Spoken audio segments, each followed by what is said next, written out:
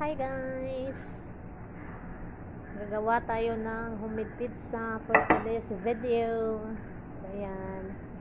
Mix ko na yung yung flour, yung baking powder, dry yeast, powdered milk, and then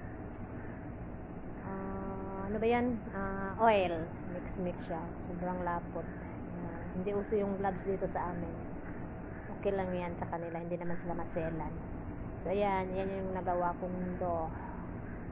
Lagay natin sa microwave para mag-alasa siya. So after 10 minutes, so ayan na, hindi pa nga siya masyadong nag-alasa. Ayan, pero ang lambot niya na sobra. With matching yan, kamay-kamay.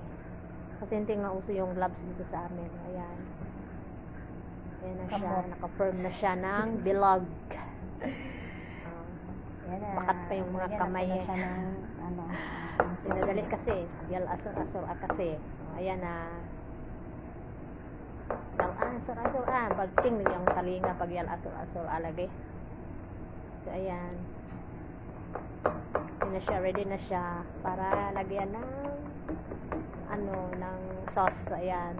Tusok-tusok. Tusok with tinidor. Ayan, para hindi siya lumubo.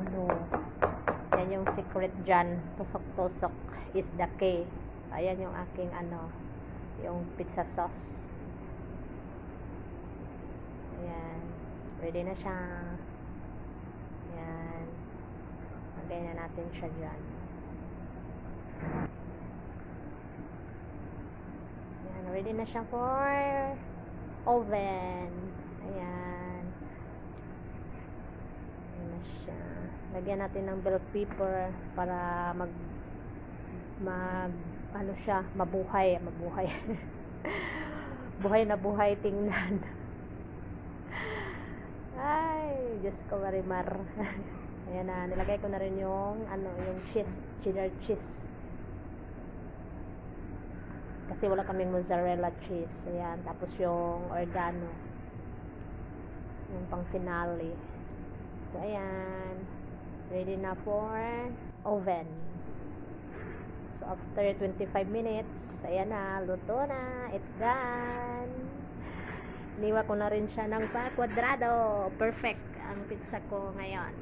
Hindi na naman magsasabi yung amo ko na na not good ang pizza niya na ngayon na araw, not good.